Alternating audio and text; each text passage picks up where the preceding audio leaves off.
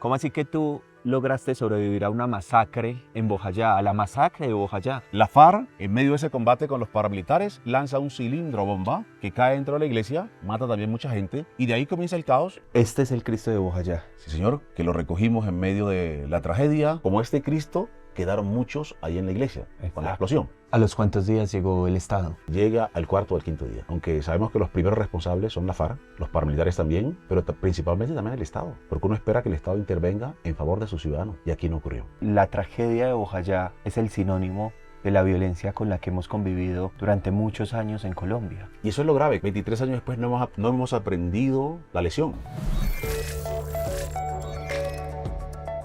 Esta es una historia increíble. Vamos a conocer a Antún Ramos Cuesta. Es un sacerdote, tiene 51 años. Cuando tenía 28 fue el que sobrevivió a la masacre de Bojayá, que cumplió 23 años en nuestro país. Antún, gracias por acompañarnos. Qué bueno conocerte. Pablo, muchas gracias por invitarme para dar a conocer mi historia un poco más. Después de 23 años, compartir mi experiencia de fe, compartir mi experiencia de resistencia y de resiliencia. ¿Cómo así que tú lograste sobrevivir a una masacre en Bojayá, a la masacre de Bojayá? Fueron muchos los muertos, pero también fuimos muchos los que sobrevivimos con heridas, con laceraciones, con complicaciones, pero aquí estamos para contar la historia. Ustedes estaban en el centro, en la iglesia.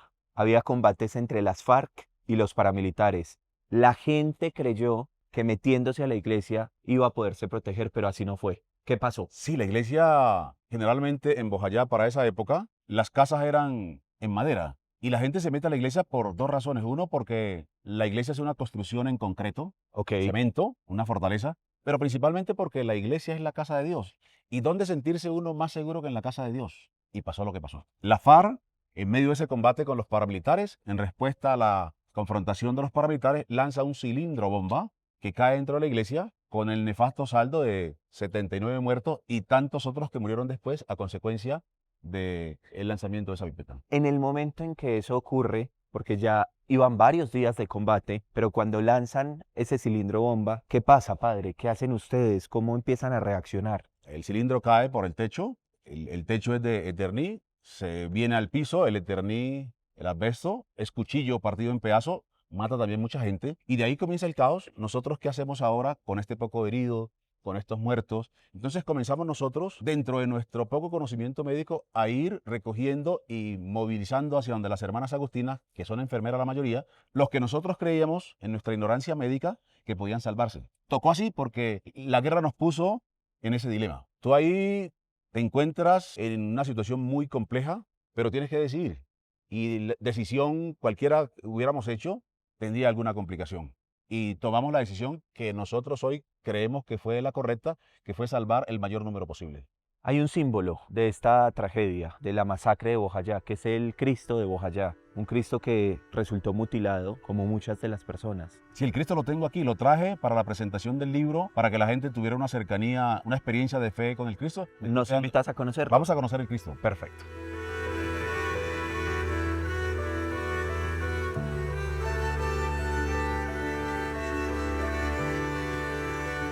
Aquí es Pablo la casa, donde me estoy quedando donde mi amigo. Y mira, este es el Cristo de Bojayá. Este es el Cristo de Bojayá. Sí, señor, que lo recogimos en medio de la tragedia, y lo conservamos, y este es el que bendijo el Papa cuando vino a Colombia, el Papa Francisco, y este es el que preside todas las celebraciones pidiendo la paz. Hay una fotografía tuya en la iglesia, una vez ya había estallado ese cilindro bomba. ¿Por qué te da a ti la idea de recoger el Cristo? Yo estoy mirando, estoy recogiendo vasos sagrados que habían quedado diseminados, cáliz, copones, patenas, todo eso quedó tirado, porque la pipeta cae exactamente sobre el altar. Y por allá tirado, a unos metros yo veo el Cristo, lo veo tirado por allá, y me quedo como estupefacto un rato, y digo, no, pero este Cristo, como este Cristo, quedaron muchos ahí en la iglesia, con la explosión. Y me pareció que podía ser un símbolo, lo tomo, lo guardo, lo cojo para mí, lo tuve, digamos, en mi cuarto mucho tiempo, pero después digo, no, ese egoísta de mi parte, quedarme con un símbolo que puede servir para la humanidad, para rechazar todo acto de violencia. Y es así como lo devuelvo otra vez a la parroquia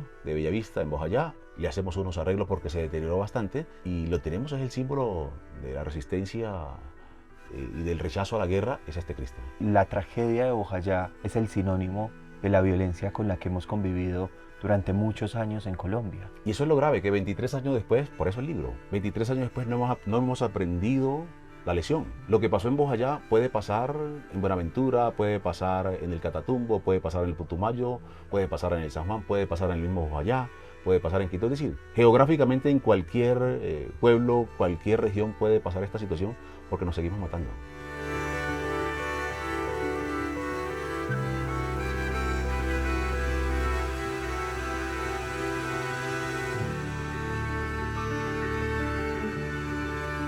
He leído en varias ocasiones que esto no fue el final de la violencia ni el final de los hechos, sino que hace mucho tiempo venía, digamos, generándose hechos que terminaron en esta consecuencia. Cuéntame un poco. Digamos, desde 1996 arreció la guerra en el Atrato. De 96 al 2000, digamos, fue territorio paramilitar casi todo el Atrato. Después la guerrilla entra, saca a los paramilitares, mata 22, 23 policías en vigía del fuerte, al frente de Bojayá, y la guerrilla se queda. Para el 2002, los paramilitares quieren retomar otra vez el territorio que dicen ser suyo. El territorio es nuestro. Ellos, los actores armados, cada uno, desde su bandera, orilla, dice que es de ellos, ¿no? El 20 de abril del 2002 llegan nuevamente los paramilitares a Bojayá, y la guerrilla había estado en la mañana ahí, porque era territorio de ellos, digamos. Y la guerrilla lo que hizo fue replegarse, comienza la gente pues a preocuparse mucho, nosotros a hacer las alertas tempranas al Estado en su momento, comenzamos a tirar alertas para todos los lados, pidiendo que intervenga el Estado para garantizar la vida de sus ciudadanos, que también somos nosotros. Caso omiso, no hubo intervención, y es así, previendo crónica de una muerte anunciada, el 1 de mayo comienzan los combates, nos metemos todos a la iglesia, con el caos que conocemos. Por eso nosotros de alguna manera, aunque sabemos que los primeros responsables son la FARC, por lo que pasó, los paramilitares también, porque fueron parte de esta realidad, nos tomaron como escudos humanos, pero principalmente también el Estado, porque uno espera que el Estado intervenga en favor de sus ciudadanos, y aquí no ocurrió. Detrás de los momentos tan difíciles que se vivieron, también hay una unión entre ustedes como comunidad. Ustedes tienen que salir, tú liderando con unas banderas blancas. ¿Qué era lo que gritaban en ese momento? Frente a tantos heridos, yo no tengo conocimiento médico, ninguno, pero sabía que las hermanas Agustinas sí lo tienen. Entonces comenzamos con un grupo de personas allí, comenzamos a sacar gente de la iglesia, heridas, para llevar a la casa a las hermanas. Las hermanas vivían 20 metros cercanos a la iglesia. Perfecto. Entonces de ahí nosotros comenzamos a hombro a sacar los heridos. Cada quien sacaba a su familiar inicialmente. Yo miraba a mi hijo, mi hermana, que estaba en problemas, que tenía alguna herida, entonces lo cargaba y después comenzamos a llevar, digamos, el que a criterio nuestro se podía salvar. Había gente que estaba en unas condiciones muy deplorables y nosotros decíamos, pues como quien dice, es duro decirlo, pero pues en vez de este llevemos este porque tiene más esperanza. Entonces las hermanas comienzan a ayudar y entonces ahora los paramilitares vienen y se ponen detrás de la casa de las hermanas a seguir disparando. Primero estaban en la iglesia y nosotros, digamos, ellos se respaldaban con nosotros. Y ahora nos pasamos para donde las hermanas y también los paramilitares para allá y siguen tirando pipeta en dirección para la casa de las hermanas.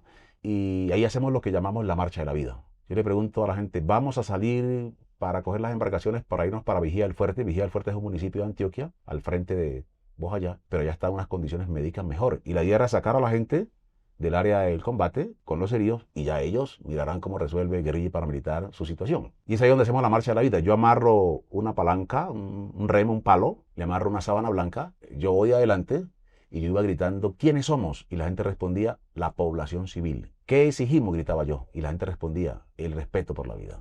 Y así fuimos gritando esas consignas para que los actores armados que estaban diseminados por toda esta área, por las voces, no fueran a disparar. Hicieron también caso omiso a eso. ¿A los cuántos días llegó el Estado? El Estado, entiéndase como fuerza pública, y llega al cuarto o al quinto día. Ya no había ni guerrilla, ya combate no había, y ahí llegó el Estado, casi que hacer nada.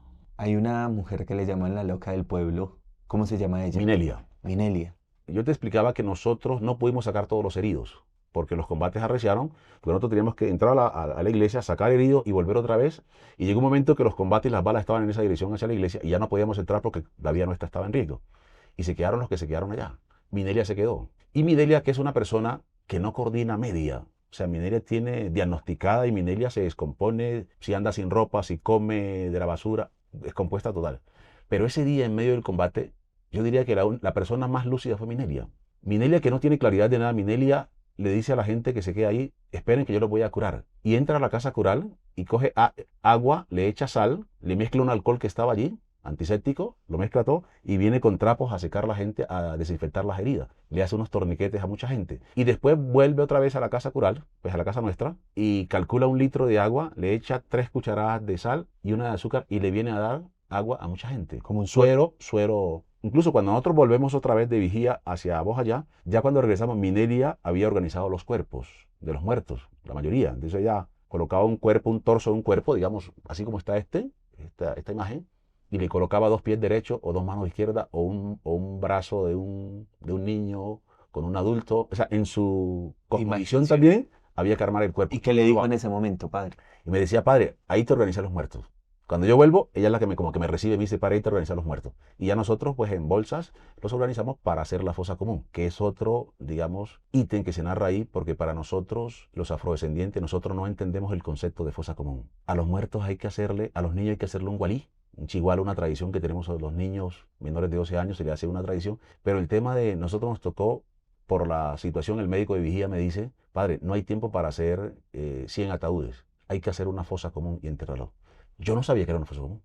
En mi confusión, porque para nosotros los afrodescendientes, a cada muerto hay que hacerle un velorio, a cada muerto hay que hacerle un novenario y hay que enterrarlo. Y no se pudo hacer nada de eso en ese momento. Y para yo explicarle a la gente, cuando la información que me da el médico, yo reúno otra vez a la gente y le digo, venga, el médico me dice, por un tema médico, se descomponen, eso puede traer vectores de enfermedades, toda esta cuestión. Y el médico recomienda, hay que hacer una fosa común. Si yo no sabía, la gente menos. Y ahora sí, para yo explicarle, dice el médico, explique usted porque yo no estoy entendiendo el concepto. Porque no nos cabe en la cabeza que, pues, en un hueco de 3x3, pues tiren esa gente ahí. Y eso fue lo que hicimos. Porque no había tiempo para nada, porque los combates siguieron. Tiempo después, cuando ya un año tal vez, se hizo la exhumación. Exacto. Se trajeron los cuerpos a Medellín, a Medicina Legal, porque no hubo cómo reconocer a nadie. Como todo se echó en una bolsa, tiempo después Medicina Legal hace su proceso y entrega a cada familiar el cuerpo de la persona, de acuerdo pues a la prueba de ADN que le hicieron, y después se hace un entierro colectivo. De hecho hay un mausoleo en Bojayá dedicado a estas víctimas.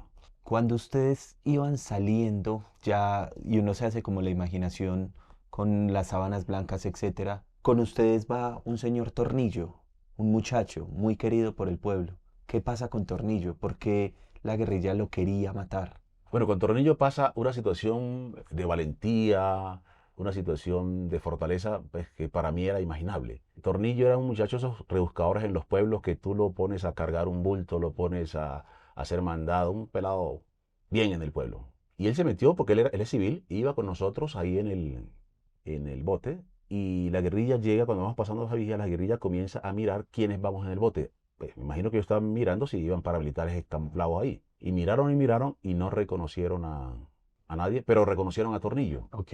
Y entonces ahí el guerrillero dice, aquí va Tornillo, te voy a matar, que no sé qué, y comienza vulgarmente a lanzar unos improperios contra Tornillo. Y Tornillo, pues, ¿por qué me vas a matar? ¿Yo qué he hecho? Y era que Tornillo días atrás, supuestamente le había llevado una carne al grupo paramilitar. Tornillo era rebuscado. Y además, en estos pueblos, tú por las buenas haces lo que ellos te pidan o por las malas también te toca hacerlo. Correcto. Y Tornillo se levanta porque estaba en medio de nosotros y Tornillo se levanta y se pone casi al distante del grupo grueso de personas y pone la cabeza, si quieres matarme aquí. La agacha Y así. agacha la cabeza esperando que esta persona lo mate. Y yo no doy crédito a lo que estoy viendo. Y en un momento como que yo reacciono y salgo corriendo a hablar con el guerrillero y a hablar con el comandante de esa época, un señor Silver, a decirle que por qué van a matar a ese señor si él, póngase en el lugar de él, que los paramilitares le dijeron que llevara esa carne y cualquiera lo Oigaron. tiene que hacer. Ya Silver me dice, padre, si usted quiere, lléveselo, pero que no ande por ahí porque lo tenemos en la mira. Bueno, hay una parte de esta entrevista que me parece fundamental y es hablar sobre el libro. Hemos conocido muchas historias el día de hoy, pero todo está escrito y plasmado en este libro. ¿Qué significa este libro para ti? Bueno, este libro es una reflexión 23 años después. Se escribe ahora porque hay más madurez, hay más reflexión. Tú lo decías al principio, yo 28 años. 28 años cuando ocurre esto. Ahora tienes 51. 23 años después aparece el libro. Ya con 51 años, ya tú eres más maduro, ya tú eres más reflexivo. Si yo escribo este libro a los días siguientes, al año siguiente, tal vez hago más daño porque tenía mucha rabia, Claro, mucho odio. claro. Pues cuenta el antes, el hecho como tal y después. Pero sobre todo llama a una reflexión de la insensatez de los que dicen ser colombianos y apoyan los conflictos bélicos, que no apoyan una paz negociada, llama a la reflexión, nos estamos matando y la mayoría de los muertos aquí son campesinos, son gente pobre, gente que estamos en la periferia. Ustedes en Bojayá votaron el 96% de las personas por el sí en el plebiscito, por decir sí a la paz. Sí, cuando se lanza la propuesta del plebiscito, Bojayá una se tiró a las calles, hay que apoyar porque estamos cansados de la guerra. Es decir, tú vivir inmerso en la guerra, tú no duermes como deberías dormir, digamos, tú duermes con un ojo abierto, con un ojo cerrado. En algún momento nosotros teníamos, al lado dormíamos con unas botas de caucho, con una linterna, y teníamos que estar porque la gente en cualquier momento llegaba y nos tocaba la puerta, padre, la guerrilla o los paramilitares se llevaban a Pedro o a María, a Juan. Teníamos que salir a nosotros a ver qué pasa. Y a veces uno se recostaba con la bota y terminaba hasta el otro día porque estabas como con esa sensación que en cualquier momento algo iba a pasar. Entonces la guerra te desubica, el cerebro no funciona bien, tu vida se vuelve caótica y por eso el libro de fondo hace una reflexión sobre que cada uno debe, desde su quehacer en lo cotidiano, aportar a la paz. Nosotros pensamos la paz como algo macro, pero la paz también se construye en esas pequeñas cosas. Hablemos de 3 preguntas que la gente se hace. 1, el perdón. ¿Tú perdonaste a los actores armados? En el 2002, cronológicamente, la FARC hace un hostigamiento en Quibdó y asesina a mi mamá. En el 2002, después, aparece lo de Bojayá. Y en ese mismo 2002, 4 o 5 meses después, el ELN secuestra a un hermano en una pesca milagrosa, por el que tuvimos que pagar una cantidad de dinero que no teníamos. Para decirte que 3 hechos tan dolorosos te desubican si tú no tienes una fe bien cimentada. Creo yo que la fe es fundamental para sobreponerte a este tipo de cosas. Pero uno, ¿cómo perdona esos hechos tan particulares que usted me narra? El perdón es una actitud, es una decisión. No lo hago porque ellos se lo merezcan, Por ti. lo hago por mí. Pero eso no lo hemos entendido en Colombia. La gente nos seguimos matando. Total. Y hay gente que sigue apoyando y creyendo que la solución a lo que está pasando en el país es el conflicto bélico y la solución debe ser armada. Tú matas uno y aparecen 10, porque a ese que le mataron, los hijos van a reclamar justicia, se van a vengar y entonces hacemos una espiral de la violencia que nunca va a acabar. Por eso mi invitación es construyamos, sentémonos, en medio de la diferencia, aunemos esfuerzo. Tal vez en la ciudad a veces la mirada es muy miope, pero en esos pueblos que estamos, donde tú encuentras en cada 5 o 6 kilómetros un actor distinto, donde ellos imponen su ley, donde golpean, maltratan, hacen infinidad de situaciones, pues es muy duro. Y al final Colombia es un pueblo enfermo y la guerra nos está enfermando y no nos estamos dando cuenta, que es lo grave. Quiero hablar sobre una historia y es un señalamiento que hace un alto oficial del ejército en contra tuya porque dice, usted tiene que decir que lo que pasó en Bojayá no fueron combates sino fue un ataque de la guerrilla. Como bien lo ha dicho el padre, el cura párroco de aquí de Bellavista, aquí no hubo ningún combate. Aquí vino las FARC, rodeó el pueblo y le empezó a lanzar pipetas. Aquí no ha habido ningún combate. Ustedes han escuchado al padre hablar y aquí no hubo combate. Aquí lo que hubo fue una masacre terrible por parte de las FARC. ¿Y qué pasa en ese momento? Digamos, cuando hace el señalamiento ante mi negación, primero eso no era verdad, digamos que no hubo combate, el combate hubo y era evidente, los muertos estaban. Hacer yo este tipo de señalamiento en pueblos donde tú estás, digamos, de la mano de Dios, es muy complicado porque te pones en riesgo tú y el resto. Entonces, ante ese señalamiento, Cuando tú dices de la mano de Dios es... no hay autoridad no que hay te autoridad. proteja, ahí no había policía, no había ejército, por decirlo de alguna manera, las autoridades éramos nosotros. Correcto. ¿Cierto? Había que hacer un levantamiento, había que haber un problema allá, pues íbamos nosotros como sacerdotes o los misioneros en general. Ante ese señalamiento, pues la FARC opta como por ponerme a mí en la mira porque yo había dicho supuestamente que no había combate. Pero principalmente Juan Gosaín, alguien me lo contacta, Antonio José Caballero, que Dios lo tenga en su gloria, y ahí la importancia del periodismo. Digamos, salva una vida a través de una entrevista. Y Juan Gosaín me llama al otro día, me hace una entrevista donde yo explico que lo que dijo ese general no es cierto. Yo nunca tuve contacto pues, con el general, yo me negué a esa pretensión y esa otra parte de la historia, cuando yo la cuento, la escucha otra vez la guerrilla. Entonces digamos como que la orden que se había dado, la persecución que se podía venir a través de eso y las consecuencias que eso tiene, pues se echa para atrás porque yo estoy contando mi versión. ¿Tú qué sueñas? ¿Cuál es tu mayor sueño, Antun? Que podamos hablar en medio de las diferencias. Yo no tengo que pensar igual a ti, pero podemos encontrar puntos en común. Y esto va para todos los que auspician la guerra. Yo prefiero que cada uno, cada una, desde su quehacer cotidiano, aúne esfuerzo para construir paz. Y la paz se construye desde las poquitas cosas. Una pregunta final. Cuando uno habla de Bojayá, Bojayá es el sinónimo de la violencia en Colombia, es un símbolo de violencia en Colombia, pero también tiene que ser un símbolo de perdón, de resiliencia, de cambio. ¿Cómo ver a Bojayá hoy 23 años después? El secretario de la FARC decía, Bojayá fue el peor error en los 51 años de combate que tuvimos. El peor error. Eso no debió haber pasado. Y Bojayá hoy día le sigue apostando en el plebiscito de la apuesta. Seguimos nosotros ahí luchando para que, hombre, los actores armados entiendan de una vez por todas que ese no es el camino. Con todas las intenciones buenas aparentemente que puedan tener, no permitir que la población libremente se mueva, libremente se desarrolle, es montarlo en vida. Y por eso la invitación hoy es a que construyamos, a que caminemos. Muchas gracias por habernos atendido. Hombre, Me gracias a encantó ustedes. conocerte. A ustedes agradezco de corazón, de verdad, a la editorial Sin Frontera, que en medio de temas quizás más importantes, más actuales, le haya apostado a la paz también. Esto es construir paz, poner sobre la mesa estos temas que están ahí, que están vigentes porque seguimos en combates constantes por todo el país. El libro se llama Relato del sacerdote que sobrevivió a la masacre, para que la gente lo busque, lo compre, lo apoye y por supuesto pues también Reflexione. aportemos un granito. Así es. Gracias por estos minutos. Gracias a ti.